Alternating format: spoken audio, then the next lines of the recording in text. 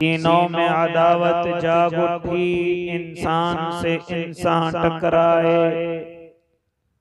पामाल किया, बर्बाद किया कमजोर को ताकत वालों ने।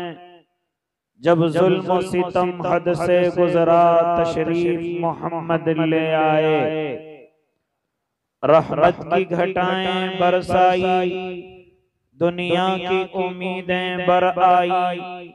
इकराम अता की बारिश की, अखलाक के मोती बरसाए।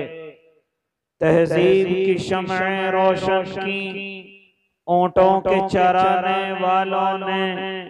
कांटों को गुलों की कीमत दी, जर्रों के मुकद्दर चमकाए।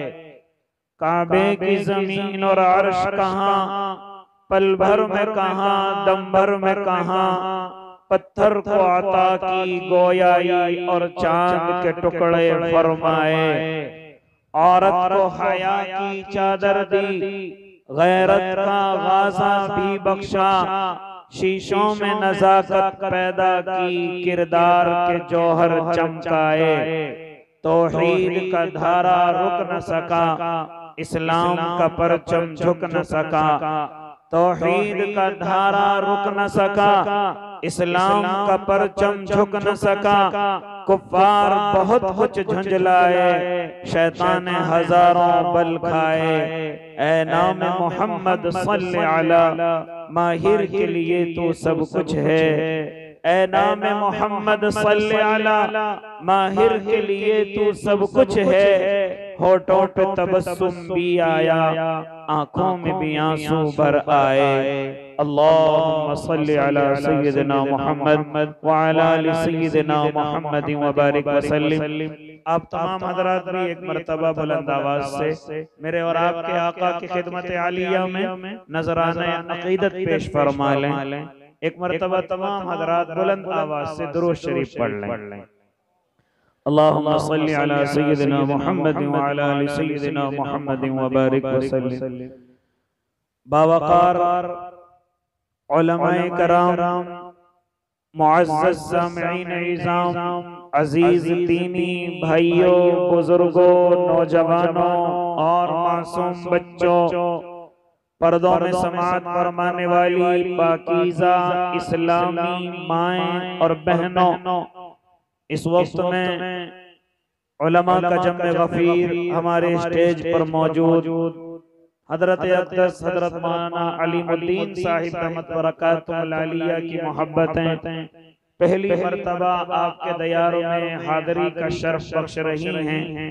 और दुआ गो हूँ कि हजरत की बरकत से ऐसे लोगों की जियारत हुई जिनको हम या तो अपनी गाड़ियों में जब कभी मौन हमें अच्छा करना होता है तो इन हजरात की रिकॉर्डिंग हम अपने गाड़ियों में लगा करके चलने लगते हैं, जिनमें सरे फहरिस्त हजरत कारी अशफाक बहराइची साहिब दामत बरकातुहुम, हजरत दिल खैराबादी साहिब दामत फयूदहुम। और जब कभी हंसने का इरादा हो तो हमारे हर दिल अजीज हजरत मुजाहिद हसनैन हबीबी साहिब दामत फयूदहुम बड़ा ममनून मशकूर हूँ कि इन तमाम अल्लाह के नेक बंदों से मुलाकात हुई।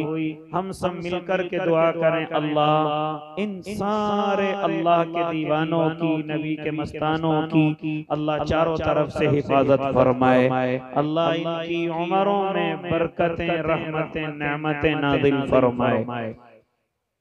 बहुत मुख्तसर गुफ्तगू इंशाअल्लाह आप हजरात के सामने करनी है। दुआ करें अल्लाह सही कहने की और हम सबको उस पर अमल करने की तौफीक इनायत फरमाए। मेरे भाई, इस वक्त में मैं और आप हालात से बिल्कुल बाखबर हैं। अगर नहीं है तो मुझे और आपको हो जाना चाहिए। मुझे और आपको पूरी दुनिया पर ताइराना नजर रखनी चाहिए और खास तौर से अपने मुल्क अजीज पर बिल्कुल मुझे और आपको गहरी नजरों के साथ अपनी जिंदगी को गुजारना चाहिए। हालांकि मैं एक गुफ्तगू अक्सर जगह कहा करता हूँ, ए अल्लाह के नेक बंदो, ए अल्लाह को मानने वालों, ये जो हालात आजकल जिंदगी में चल रहे हैं, इस जमाने के अंदर चल रहे हैं, ये हालात कोई नए नहीं हैं। कभी आप ये समझें कि शायद ये मेरे और आपके लिए हालात हैं, बल्कि अगर हम जिंदगी का मुताला करें या अपनी जिंदगियों को छोड़ दें, अगर हम तमाम अंबिया की जिंदगियों को देखें और असहाबे पैगंबर की जिंदगियों को देखें, तो मुझे और आपको ये बात नजर आएगी कि हमसे ज्यादा मुसीबतें, हमसे ज्यादा परेशानियां वो अपने ऊपर झेल करके और बर्दाश्त करके जा चुके हैं। ए अल्लाह के नेक बंदो, ये हालात कोई नए नहीं हैं, बल्कि आप हजरत आदम अलैहिस्सलातु वत्तस्लीम से लेकर और आज तक नहीं बल्कि कयामत तक अगर आप गौर करेंगे तो हमसे ज्यादा परेशान उन हालात गुजरेंगे। जरा आप मालूम करें, मैं अक्सर दो बातें कहा करता हूँ कि एक तो मुझे और आपको परेशान किया जाता है, जानबूझ करके किया जाता है, और दूसरा जुमला कहा करता हूँ कि मैं और आप ऐसे गुनाहों में मुलव्विस हैं, ऐसी गलतियों के अंदर मुलव्विस हैं कि मैंने और आपने परेशानियों को खुद दावत दी है, मैंने और आपने मुसीबतों को खुद दावत दी है। पहला जुमला, मुझे और आपको परेशान किया जाता है, ये कोई नई चीज नहीं है, बल्कि जितने अंबिया इस जमीन पर आए सबको परेशान किया गया। आप किसी की भी तारीख उठा लीजिए, आप किसी भी नबी की सीरत पढ़िए, यकीनन उनका दौर परेशानियों से भरा हुआ। आप हजरत नूह को देखिए, दौर परेशानियों से भरा हुआ।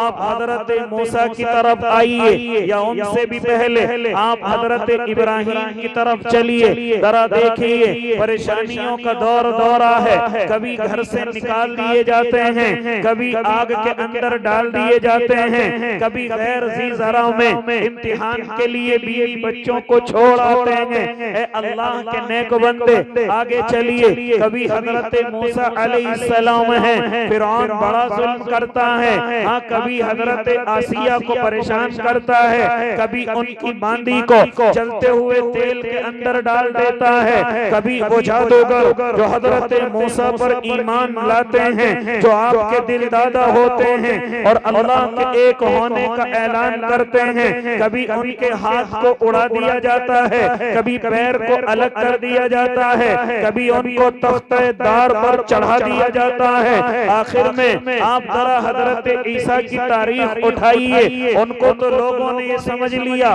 कि शायद हमने इनको दुनिया से रुखसत कर दिया, लेकिन मेरे अल्लाह ने उनको आसमान पर जिंदा उठा लिया। ए अल्लाह के नेक बंदे, सबको छोड़ दीजिए, आखिर में मेरे और आपके आका मोहम्मद अरबी सल्लल्लाहु अलैहि वसल्लम इस जमीन पर तशरीफ लाते हैं। कैसे हालात में लाते हैं, जरा मालूम करो अपने उलमा से, किन हालात में तशरीफ लाते हैं कि जब पूरी इंसानियत, हाँ पूरी इंसानियत रहम के लिए तरस रही है, कोई उन पर रहम करने वाला नहीं। जब पूरी दुनिया का मजलूम मसीहा की तलाश में है, जब पूरी दुनिया की गुलामी, हाँ अपने हुकूक तलाश कर रही है, जब पूरी दुनिया का कमजोर और माजूर किसी मसीहा के इंतजार में है, ऐसे वक्त में मेरे और आपके आका मोहम्मद अरबी तशरीफ लाते हैं। ऐ अल्लाह के नेक बंदे, होना तो ये चाहिए था कि अज़मत के बाजू बिछा दिए जाते,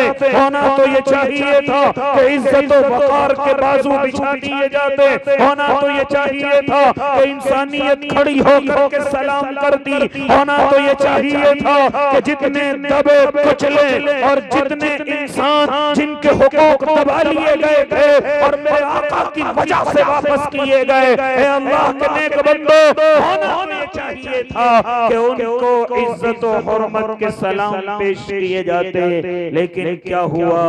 खुद मेरे आका फरमाते हैं, ए हजरत आयशा सिद्दीका, जितना तेरे महबूब को परेशान किया गया, इस जमीन पर किसी न नबी न किसी और इंसान को परेशान किया गया। ऐ अल्लाह के नेक बंदे, क्या समझता है मुझे और आपको परेशान किया जा रहा है? जरा कभी मौका मिले तो आका की सीरत को पढ़ना, जरा कभी मौका मिले तो इन उलमा के सामने अपने ज़ानुए तलम्मुज़ तय करना। ये मुझे और आपको बतलाएंगे कि कितना परेशान मेरे और आपके आका को किया गया। कभी कभी जिक्र करके मेरे आका अपनी आंखों में आंसू भर लाया करते थे और फरमाया करते थे, आयशा सिद्दीका, जब मैं दीन की दावत को लेकर के आगे बढ़ा था, जब मैं इस्लाम की दावत को लेकर के आगे बढ़ा था, तो ऐसे वक्त में पूरा मक्का मेरा दुश्मन हो गया था।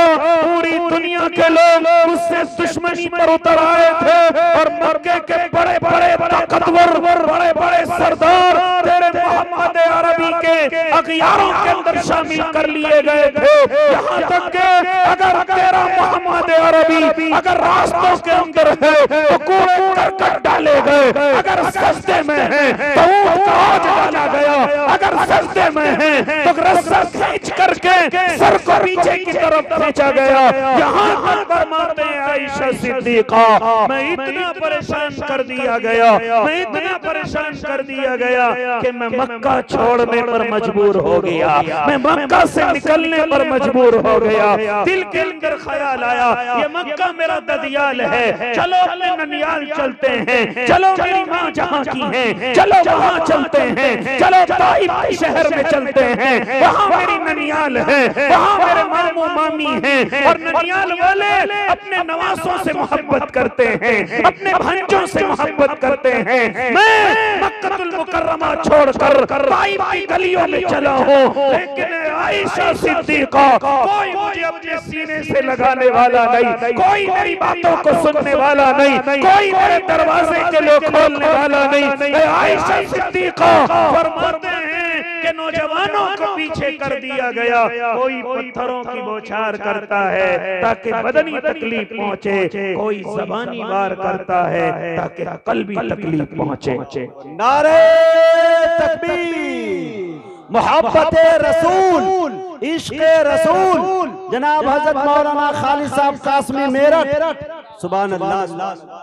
मेरे भाई, बदनी तकलीफ पहुंचाई गई, ये नहीं जो मैं और आप सुन रहे हैं, उससे कहीं ज्यादा मेरे अल्फाज नहीं बयान कर सकते। अल्लाह की कसम जरा सुनो क्या फरमाते थे मेरे आका।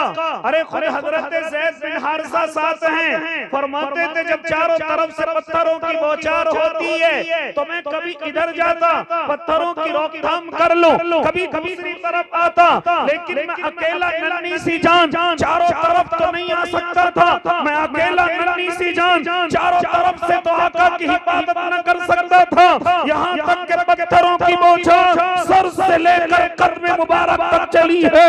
यहाँ तक फरमाते हजरत ज़ैद बिन हारिसा, अल्लाह की कसम मेरे महबूब बेहोश होकर के जमीन पर गिर गए हैं, इतनी पत्थरों की बौछार हुई है। ओ अल्लाह के नेक बंदो, मैं और आप तो सख्त दिल हो चुके हैं। जरा सुनो, जब ताइफ की गलियों के किस्से एक गैर मुस्लिम शायर ने सुने हैं तो वो भी आंखों के आंसू न रोक सका और कहता हुआ नजर आया, जख्म नबी के गिनते गिनते मेरे आंसू हारे हैं, जख्म नबी के गिनते गिनते मेरे आंसू हारे हैं। अहले ताइफ तू ही बता दे कितने पत्थर मारे हैं। ऐ अल्लाह के नेक बंदो, मेरे अल्फाज नहीं कि उस नक्शे को खींच सकूं, लेकिन हाँ जरा सुनते चले जाओ ताकि मेरी और आपकी जो परेशानियां वो जरा सी कम नजर आने लगे, जरा सी ये परेशानियां कम महसूस होने लगे, जिन पे हम बावेले मचाने लगते हैं, जिन पे अगर मुझे एक और जुमला कहने दीजिए, इस्लाम को छोड़ करके जाने की बात करते हैं, हालत इर्तिदाद की तरफ जाने की बात करते हैं, यहाँ तक कि दुनिया अच्छी नजर आने लगती है, इस्लाम जिल्लत का सामान नजर आता है, इस्लाम बेइज्जती नजर आता है। अल्लाह की कसम कोई भी परेशानी नहीं है, इनसे ज्यादा परेशानी मेरे और आपके महबूब सल्लल्लाहु अलैहि वसल्लम ने उठाई है। और फरमाते थे हजरत ज़ैद बिन हारिसा के जब बेहोश होकर के जमीन पर गिर गए, मैं तेजी के साथ पानी लेकर के आया, मैंने महबूब के चेहरे पर पानी को डाला, पानी का छींटा डलते ही मेरे आका की आंखें खोलते हैं और मुझे और आपको एक सबक देते हैं। ऐ जरा सी परेशानियों पर हाथ उठाने वालों और बद्दुआओं के इरादे रखने वालों, रो रो करके दुश्मनों के लिए बद्दुआएं करने वालों, जरा सुनो मेरे महबूब क्या सबक दे रहे हैं। जैसे ही आंखें खुलती हैं फौरन अपने अल्लाह की तरफ मुतवज्जे होते हैं। अल्लाह की कसम ज़मीन फट गई, आसमान की आंखों में आंसू हैं। मेरे आका अपने रब से कह रहे थे, ऐ मेरे अल्लाह क्या आप मुझसे नाराज तो नहीं हैं? ऐ मेरे अल्लाह क्या आप मुझसे नाराज तो नहीं हैं? जरा बद्दुआएं करने से पहले अपने गिरेबान के अंदर झांक करके देखो, जरा बद्दुआओं के हाथ उठाने से पहले जरा अपने अंदर झांक करके देखो।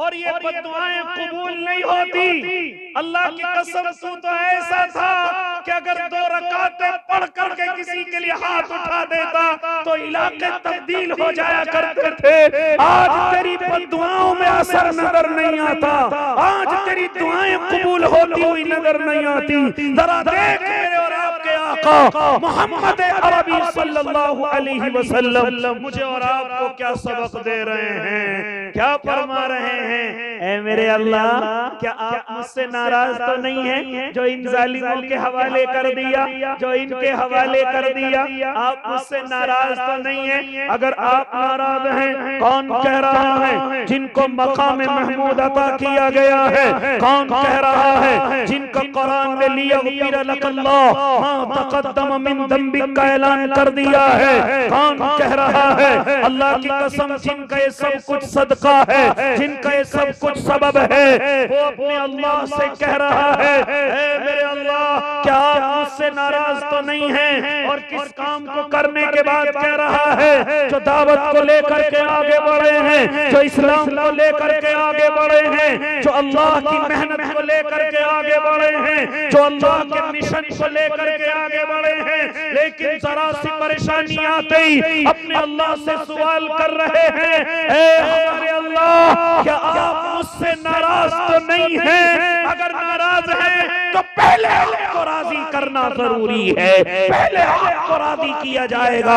तब आगे कदम बढ़ाया जाएगा।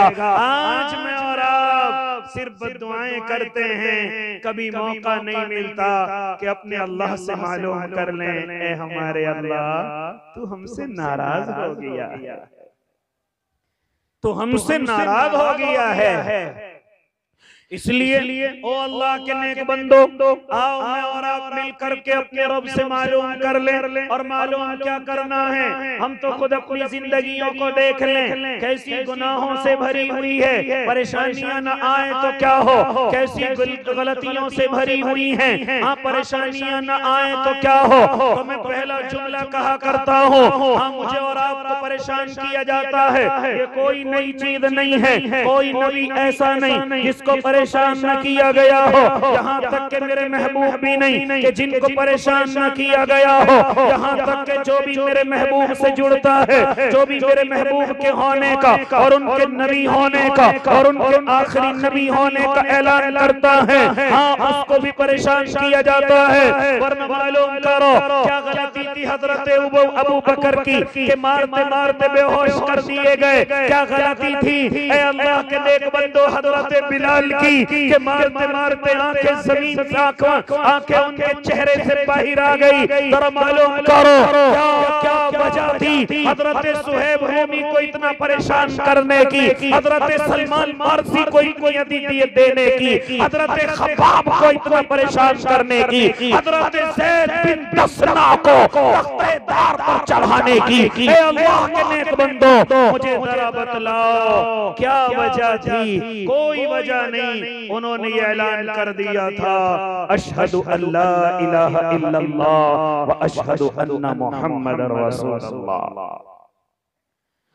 तो फिर मैंने और आपने भी तो इस जमीन पर यही ऐलान कर रखा है कैसे सोच लिया कि हम परेशान नहीं किए जाएंगे, कैसे सोच लिया कि मुसीबतें मेरे और आपके साथ नहीं होंगी, कैसे मैंने और आपने अपने दिमाग में समझ लिया कि मुझे और आपको परेशान नहीं किया जाएगा। हालांकि कोई नबी जिसने ऐलान कर दिया अशहदु अल्ला इलाहा इल्लल्लाह, या उनसे मिलने वाला जिसने अल्लाह के होने का ऐलान कर दिया, उसको परेशान किया गया, अंबिया को परेशान किया गया, असहाबे पैगंबर को परेशान किया गया, औलिया को परेशान किया गया, अत्किया को परेशान किया गया। रब्बे काबा की कसम, कान खोल खोल के सुन लो, क़यामत तक जो भी ऐलान करेगा मैं अपने रब को मानता हूँ, उसको परेशान किया जाएगा।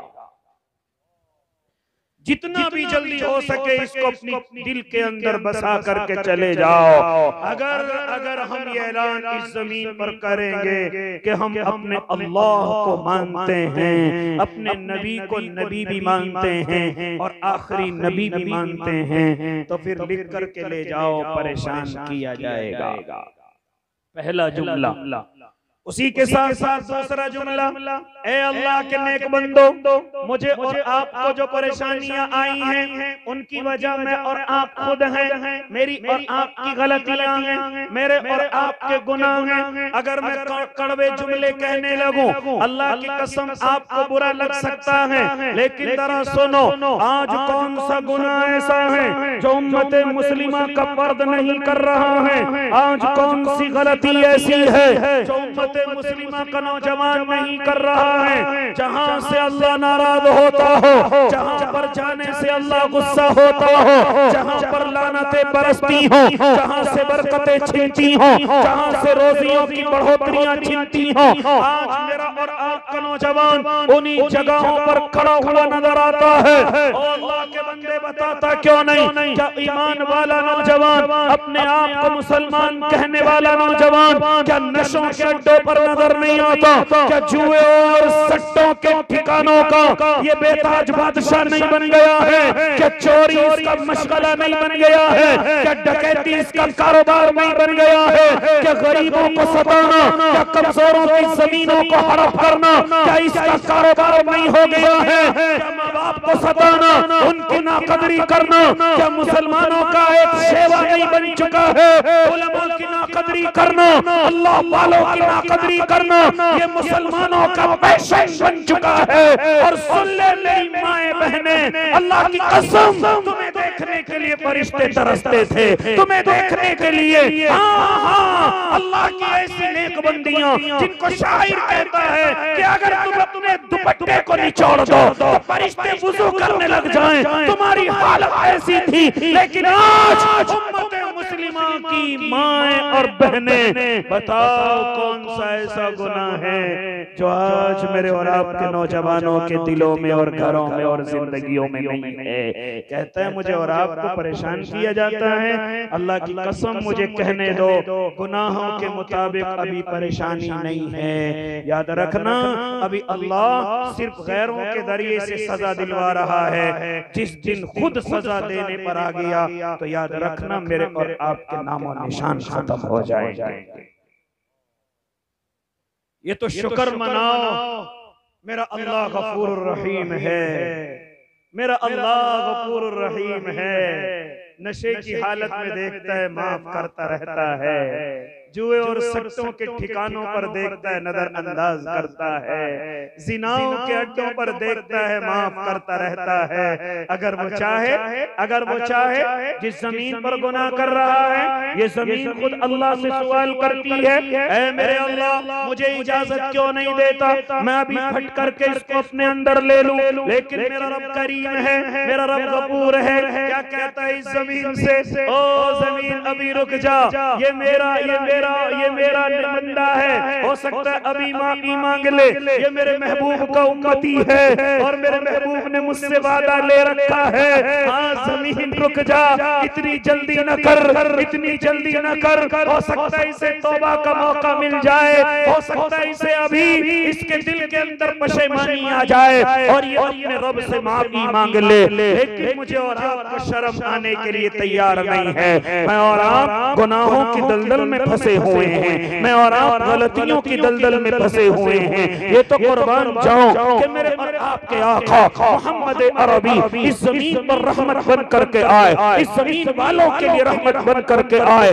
तभी से आज तक उनकी रहमत मौजूद है, तभी से आज तक मैं और आप उन्हीं की रहमतों के अंदर बड़े बड़े गुनाह कर जाते हैं और अल्लाह की तरफ से पकड़ नहीं आती। ऐ अल्लाह के नेक बंदे, यकीनन जिस वक्त में मेरे और आपके महबूब आए थे, इस जमीन के हालात दिगरगो थे, इस जमीन के हालात अच्छे नहीं थे।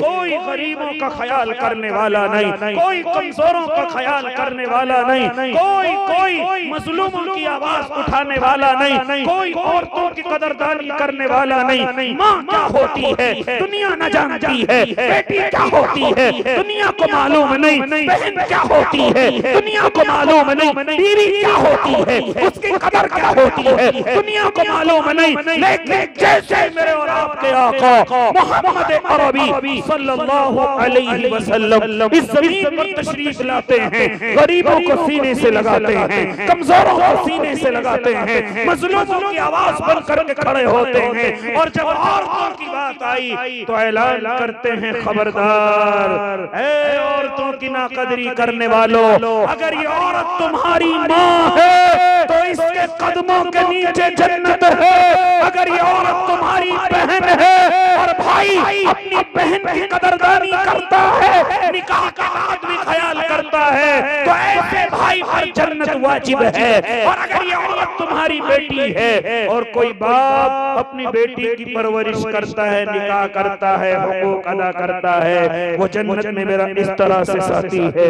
फरमाते थे अगर ये औरत तेरी बीवी है, ये नौकर नहीं है, तेरी शरीके हयात है, तेरी दोस्त है, तेरी मुशीर है। वरना आका के आने से पहले कौन कदर करता था इन औरतों की? ऐ मेरी बहनों, अगर सुन रही हो तो जरा सुनो, क्या समझती हो?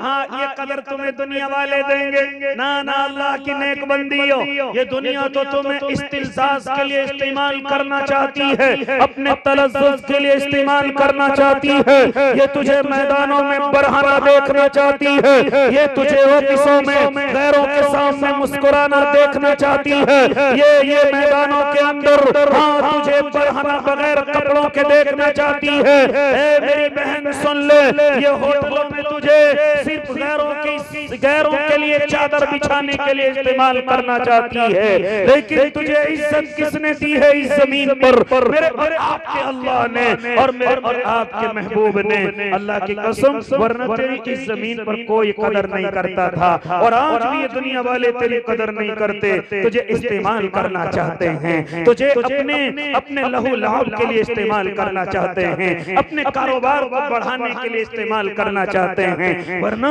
मेरे आका ने तुझे इज्जतों से नवाजा है, मेरे आका ने तुझे घर की जीनत बताया है, घर की खूबसूरती बताया है, कभी तुझे आईना कहा है, कभी कुरान ने तुझे लिबास कहा है, हुन्ना लिबासुल लकुम व अंतुम लिबासुल लहुन्ना। अल्लाह की कसम, किसी ने तुझे इज्जत नहीं दी, तुझे इज्जत देने वाला अल्लाह है, तुझे इज्जत देने वाले और हुकूक अदा कराने वाले मेरे और आपके महबूब हैं। ऐसे समझ नहीं आएगा, जरा सुनो अल्लाह के नेक बंदो और सुनो मेरी माए बहनों, वरना हालतें तो तुम्हारी ऐसी थी कि तुम्हें पैदा होते ही जिंदा दरगोर कर दिया जाता था।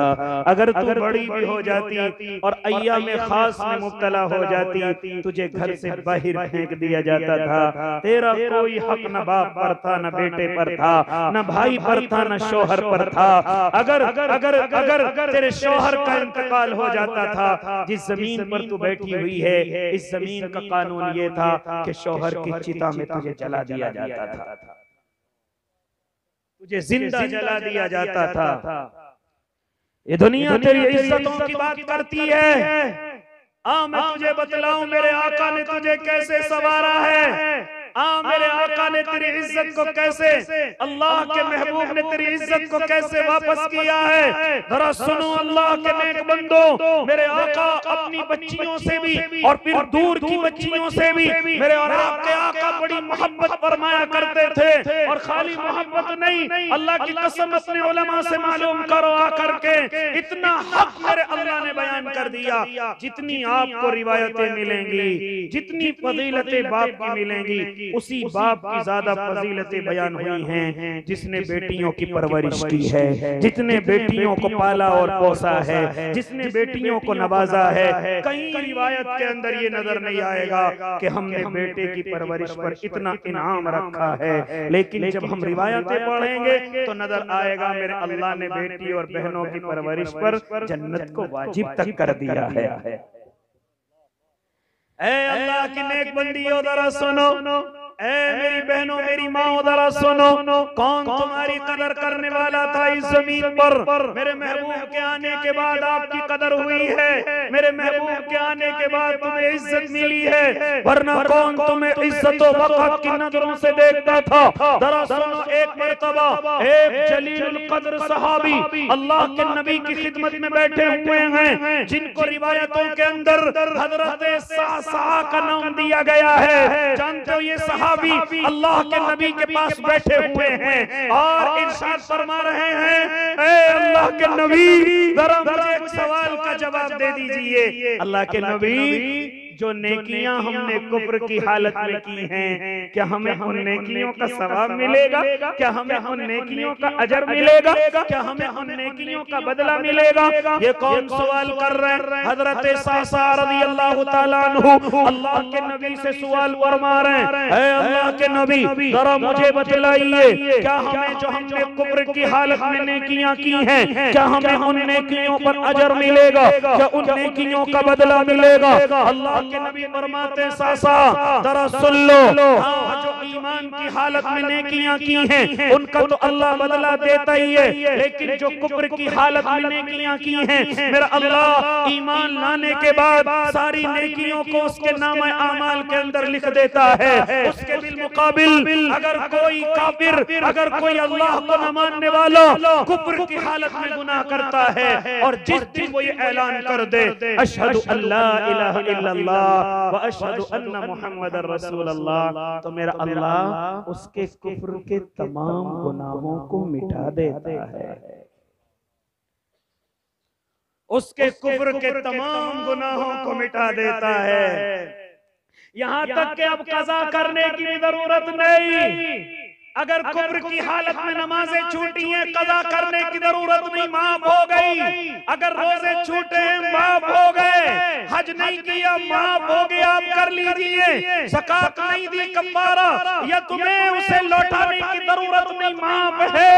ऐ अल्लाह के नेक बंदो, मेरे और आपके आका मोहम्मद अरबी सल्लल्लाहु अलैहि वसल्लम इरशाद फरमा रहे हैं, सासा जो तुमने कुफ्र की हालत में गुनाह किए हैं, अल्लाह उन्हें माफी का कलम फेर देता है। और जितनी नेकियां की हैं, अगर गरीबों को तुमने सहारा दिया होगा, भूखों को खाना खिलाया होगा, प्यासों को पानी पिलाया होगा, जैसे कि आज गैर मुस्लिम नेकियां करता है, आज गैर ईमान वाला नेकियां करता है। जानते हो अगर यही गैर ईमान वाला ये कह दे अशहदु अल्ला इलाहा इल्लल्लाह, मेरा अल्लाह तमाम नेकियों को उसके नामे आमाल में लिख देगा, तमाम नेकियों को वापस लेकर के आएगा, तमाम गुनाहों को मेरा अल्लाह माफ कर देगा। लेकिन मेरे आका फरमाते हैं, ऐ सासा तुझे कौन सी नेकी याद आ गई? तुझे कौन सी नेकी ने आज ये सवाल करने पर मजबूर कर दिया? तो हजरत सासा फरमाते हैं, जरा सुनो, आखिरी बात करने लगा।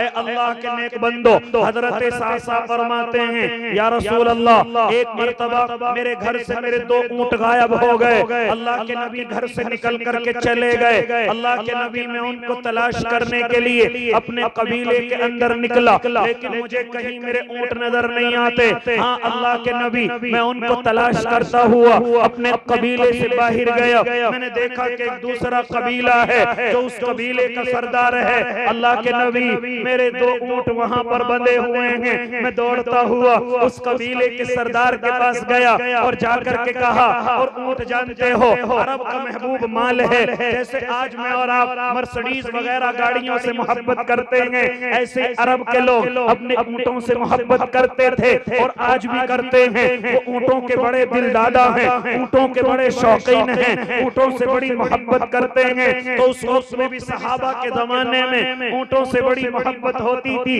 हजरत सासा फरमाते हैं, अल्लाह के नबी, मैं जब दूसरे कबीले के अंदर पहुंचा, मेरे ऊंट उस कबीले के सरदार के घर के आगे बंधे हुए हैं। मैं आगे बढ़ा और आगे बढ़ करके मैंने कहा, ऐ कबीले के सरदार, ये दोनों ऊंट तो मेरे हैं, ये दोनों ऊंट तो मेरे हैं। कबीले का सरदार कहता है, ऐ आने वाले मुसाफिर, तुझे घबराने की जरूरत नहीं है, ये ऊंट मेरे भी नहीं हैं, तू इनकी निशानी बतला दे और खोल करके ले जा। आज मुसलमानों, तुम्हारे अंदर से आदतें खत्म हो चुकी हैं। उस वक्त में गैर ईमान वाले की खुददारी ऐसी हुआ करती थी कि वो दूसरे की चीज को अपनी चीज बनाने से बड़ा डरा करता था।